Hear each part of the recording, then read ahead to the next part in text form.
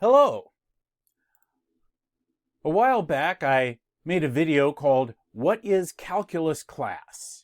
In which I discussed both what calculus itself is and tried to give some idea of what calculus class is all about. And somebody posted a question in the comments to that video asking, why do we need trigonometry in calculus? And I thought that was a good enough question that it deserved a video of its own, so this is that video. In this video, I'm going to try to say a little something about why we need trigonometry in calculus. And I guess we don't absolutely really need trigonometry in calculus. I did mention in that other video that in many colleges and universities, there are versions of calculus that do not require any trigonometry or use any references to the trigonometric functions. Those are often calculus classes aimed at people studying things like business and economics. But for the regular calculus, the calculus that is studied by people going into STEM fields, science, technology, engineering, mathematics, trigonometry is usually a prerequisite. So before you can take calculus, you need to take a class either called trigonometry or called something like pre-calculus that includes a lot of trigonometry. So why? Why do we need trigonometry in calculus? Well, I mentioned in that other video that one way to describe calculus is that in calculus class you work a lot with functions. You spend pretty much every day dealing with functions and studying functions and doing calculus kinds of things with functions. And some of the functions you work with are going to be trigonometric functions, like sine or cosine or tangent, or functions that involve those trigonometric functions, like x times the sine of x, or the cosine of x squared plus 1, or the arctangent of 3x. So before I say anything about what you'd be doing with functions like those, or why they're important in calculus, let's talk about why they're important in general. What is trigonometry? What are those trigonometric functions like sine and cosine, and why are they important? Now, for many people, your first exposure to trigonometry and the trigonometric functions was in connection with right triangles. A right triangle, of course, is a triangle that has a right angle. One of its angles is 90 degrees. And suppose another one of the angles is 30 degrees. So if you know that much, that there's a 90-degree angle and a 30-degree angle, then that third angle has to be 60 degrees. And so any right triangle with a 30-degree angle is going to have to be similar to any other right triangle with a 30-degree angle. One might be a lot bigger or a lot smaller than the other, but they're going to be the same shape and have all the same angles, and being similar triangles means that their sides are in the same ratio. So, for example, if you do have a right triangle with a 30-degree angle, the ratio of the length of the side that's opposite from that 30-degree angle to the hypotenuse, that is the side that's opposite the right angle, is going to be a 1:2 ratio. The opposite side divided by the length of the hypotenuse is always going to be 1/2 or 0.5. So one side might be 1 and the other might be 2. One side might be 3 and the other side might be 6. But whatever their actual lengths are, they are always going to be in that same ratio. And so we call that ratio the sine of 30 degrees. If instead of 30 degrees that angle was 40 degrees, then it would be a different ratio. That ratio would turn out to be something like 0.6427876. But however big that angle is, the sine of that angle is just the length of the opposite side divided by the length of the hypotenuse. So in a triangle, there are 3 sides, and that means there are 6 possible ways you can take one of those sides divided by another one. 6 possible ratios. And they correspond to the 6 trigonometric functions. Sine, which is spelled S-I-N-E, but usually abbreviated S-I-N, is the length of the side that's opposite the angle that you're taking the sine of, divided by the length of the hypotenuse. The cosine of an angle is the length of the adjacent side, divided by the length of the hypotenuse. Then you have the tangent and the cotangent and the secant and the cosecant, representing the other possible ratios of one side divided by another.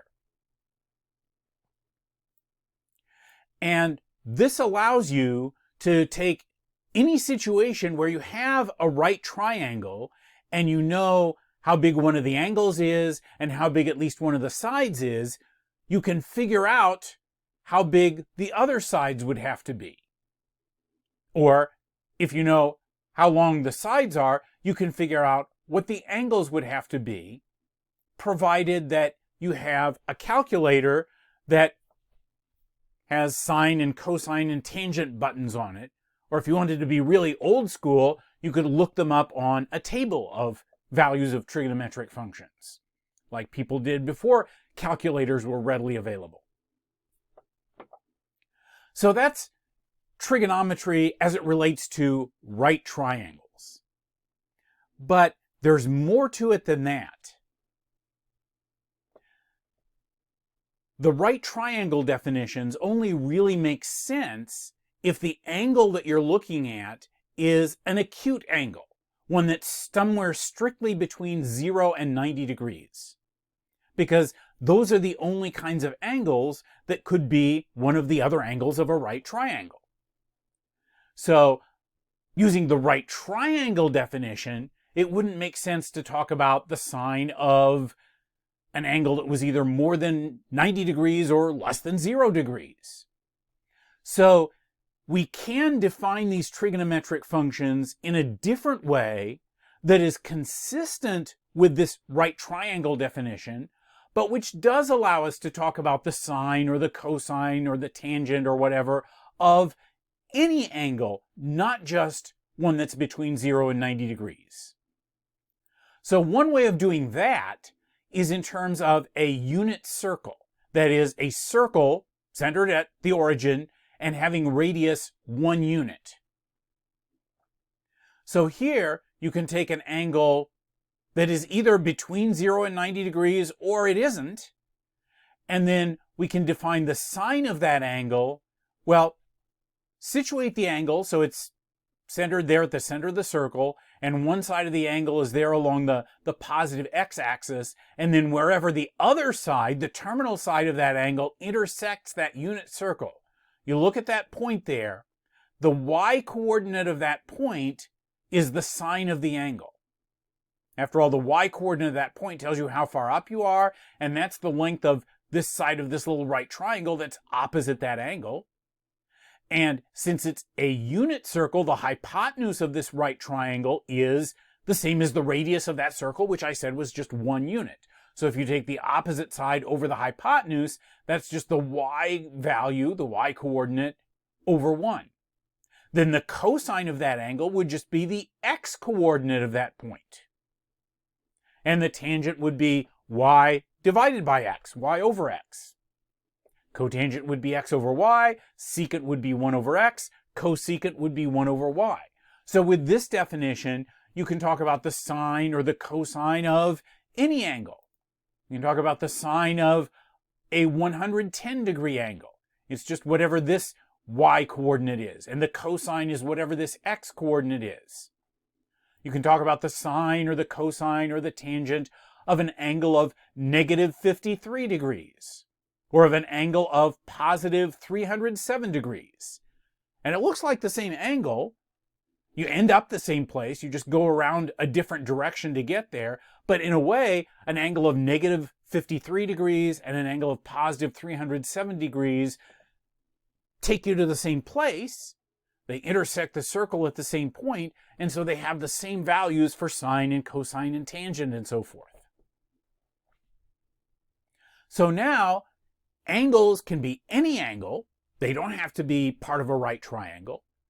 And you can use their sine and their cosine and so forth to investigate all sorts of situations that don't necessarily have anything to do with right triangles, but that do involve angles or directions or circular motion. So if you imagine going around and around a circle, and so that the angle where you are or the direction you're going just keeps going from 0 to 90 to 180 to 270 to 360 and keeps on going, then as you go around the circle, the sine of that angle is the y coordinate, and the cosine of that angle is the x coordinate. And those coordinates and those values of sine and cosine just keep cycling around through 1 to 0 to -1 to 0 to 1 and so forth. So they revisit the same values over and over and over again. And so the graphs of those functions end up having this wave pattern that just keeps repeating over and over again. So in addition to the trigonometric functions being useful to study directions and angles and relating what direction you're going to how far you went relative to the horizontal and vertical axes, and to model circular motion or going in at different angles or in different directions, they are also useful for describing or modeling phenomena that go in waves or that just repeat the same pattern over and over again, like, for example, the number of hours of daylight, of sunlight in a day. During the spring, that gets longer. During the fall, the number of hours of daylight gets shorter. And as you go through the years, year after year after year, that length of the daylight period sort of just keeps on going from low to high to low to high. And if you graph it, the graph looks a lot like the graph of a function like sine or cosine. So things like that just keep repeating themselves, or things that go in waves, like, for example, sine waves, can be described by those trigonometric functions or functions that are related to them.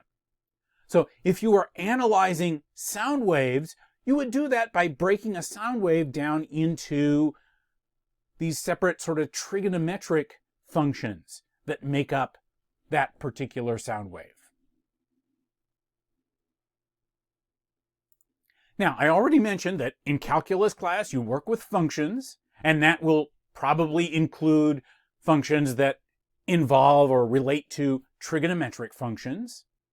And you would be doing that to solve calculus kinds of problems, and I'll just give you a couple examples to give you a feel for the kinds of problems that you would need to work with the trigonometric functions in order to solve. One example, imagine you are doing something like kicking a football or firing a cannonball out of a cannon or something like that. And you could do that at different angles. If you shot it straight up in the air, it would come straight down and it wouldn't go very far at all. If you went it straight across, it might hit the ground real quick. So you might want to know, well, at what angle should I shoot this cannonball or kick this football in order to make it go as far as possible before it hits the ground? How can I maximize the distance that it goes horizontally, and what angle would result in that maximum distance? So trying to maximize something or figure out how to get something to be as large or long or big as possible is one classic kind of calculus problem. And if you're asking about an angle and its relation to a distance, then to set up the problem and write the equation or formula you need to work with, you're going to be using something like sine or cosine. Another example of a calculus problem that might involve trigonometric functions. Imagine you've got something like an emergency vehicle with a flashing, rotating light on top, and it's parked next to a wall. So as the light rotates, the beam of light is sort of moving along the wall, and you want to study the relationship between how fast that light source on top of the vehicle is rotating and how fast the light beam is moving along the wall. It's going to be different at different angles, but it's going to be related to the angle. And to set up the relationship that tells how they're related, you're going to need trigonometric functions like sine or cosine to describe that. Okay, I talked a little bit about the trigonometric functions, sine, cosine, tangent, cotangent, secant, cosecant. They have their inverses, functions that undo or take you backwards from what those functions do. So for example, the function sine x, you plug in an angle and you get the sine of that angle, has an inverse which some people call and write arc sine of x, and other people in other books write it like this, sine inverse of x, sine with a little superscript -1. So those mean the same thing. They're just different ways of writing the function that is the inverse of the sine function. So you can call it arc sine, or you can call it sine inverse, as long as you keep in mind that that -1 is not an exponent. You're not taking sine and raising it to the -1 power. Instead, you're taking the function that is the inverse of the sine function. So arc sine or inverse sine of x gives you the angle whose sine is x. To be specific, it gives you the angle between negative and positive 90 degrees, if you're working in degrees, or between negative and positive pi/2 if you're working in radians. It gives you the angle in that range whose sine is x. Now this brings up another point. Angles can be measured in degrees or in radians. And you may be used to talking about angles in degrees and talking about things like a 30-degree angle or a 90-degree angle or so forth. So that is one way of measuring angles or specifying how big an angle is or what direction something's in.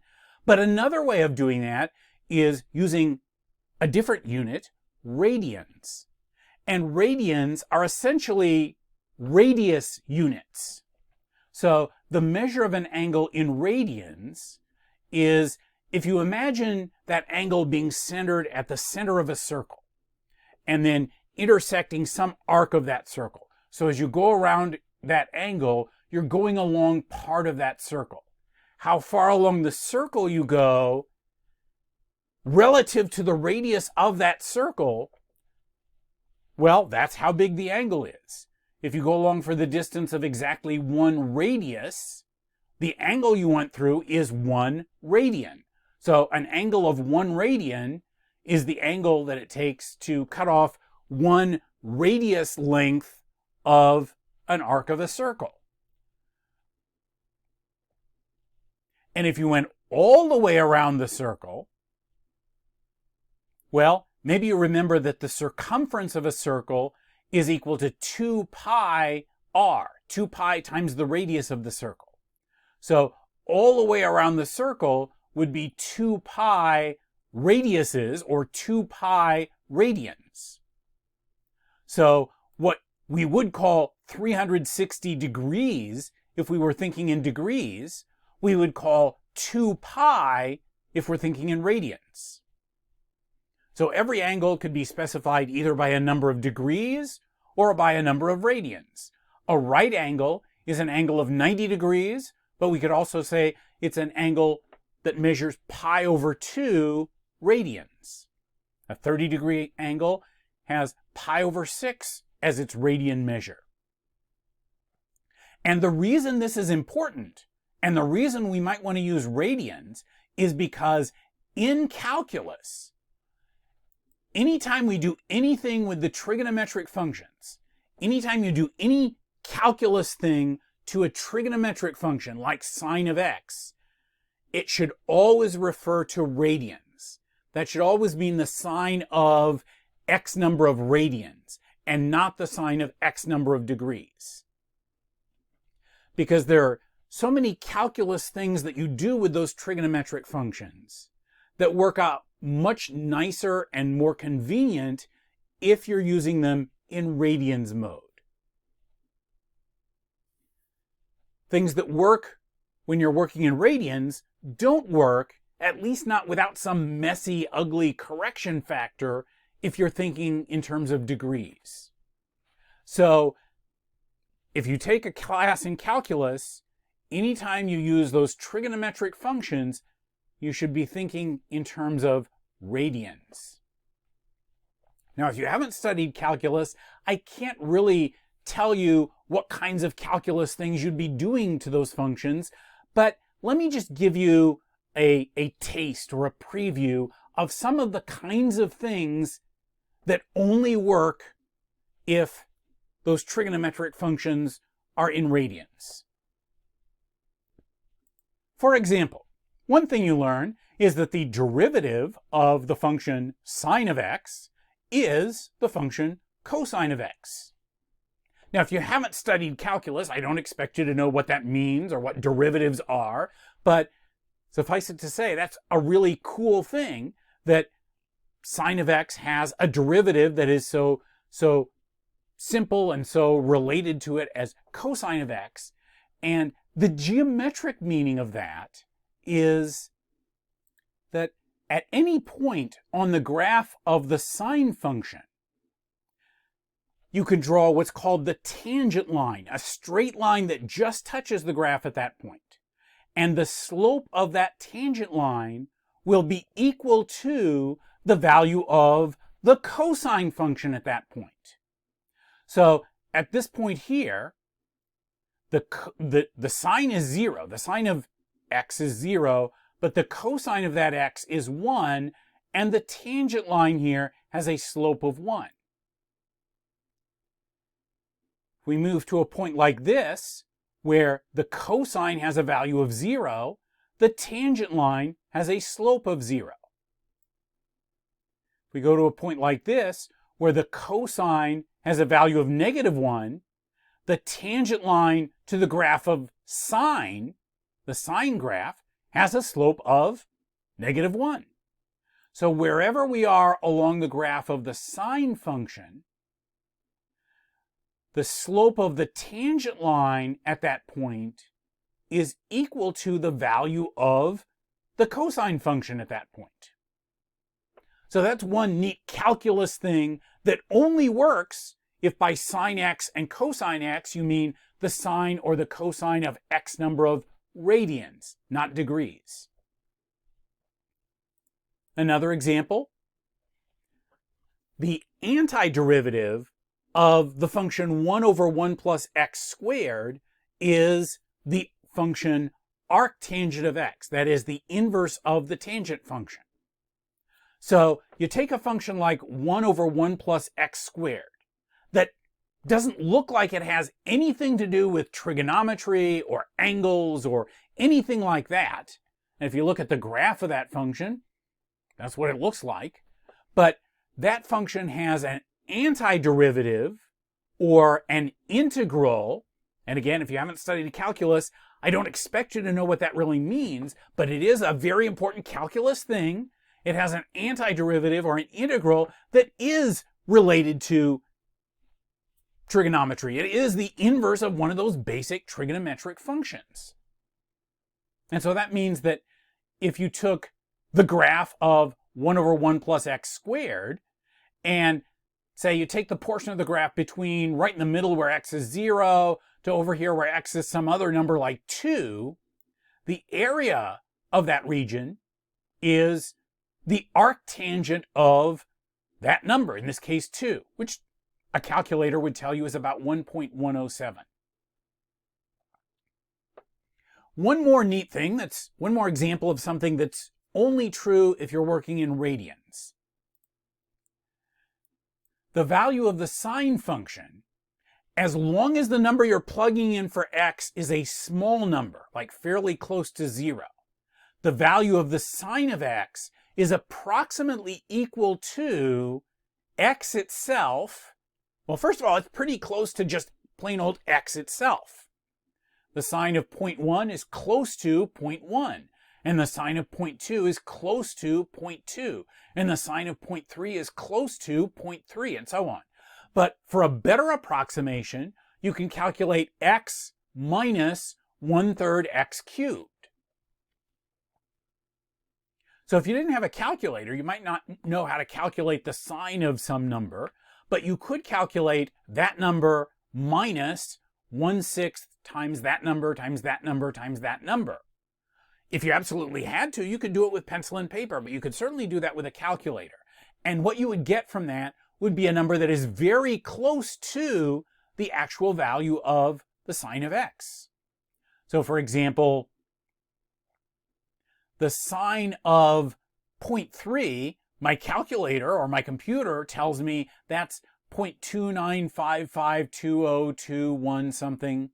Well, if I plug in 0.3 for x in this little polynomial here, I take 0.3 minus 1/6 times 0.3 cubed, that comes out to be 0.2955. It's not exactly the same thing as 0.29552021, but it's pretty darn close.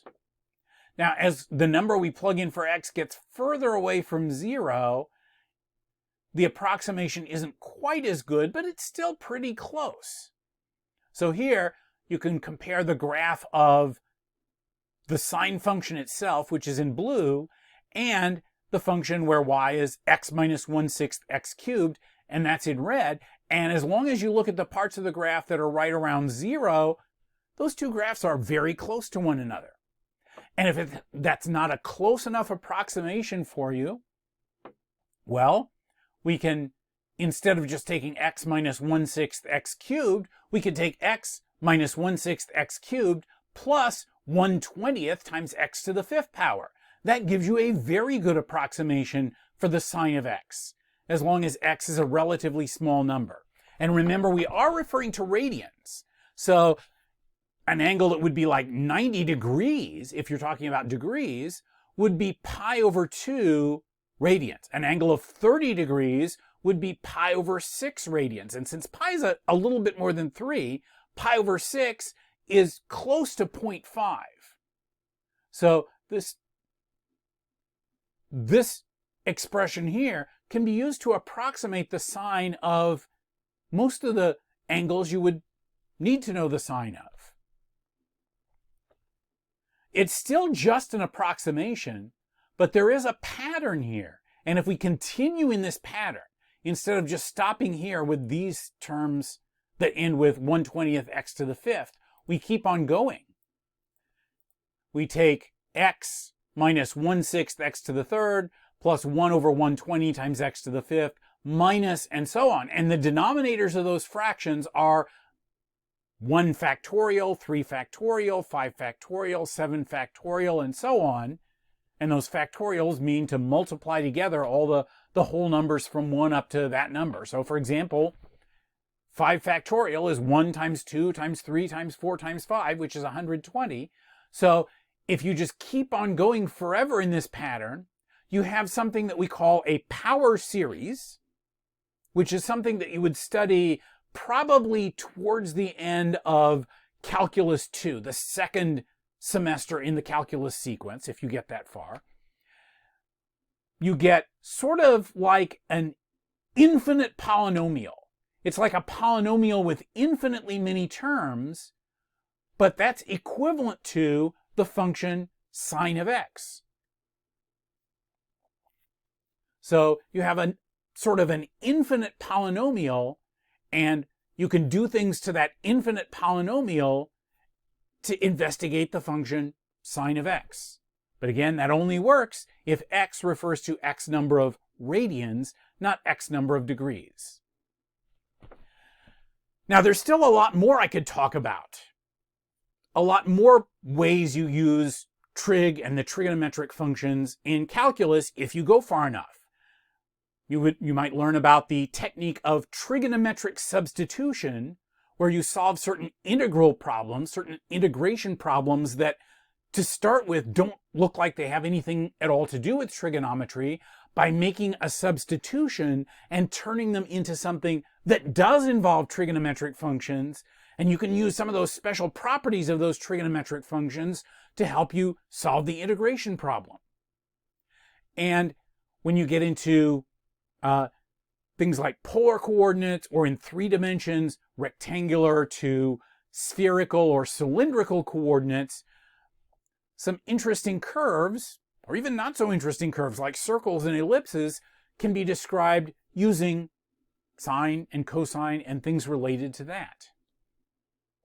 So the trigonometric functions do get used quite a bit in calculus.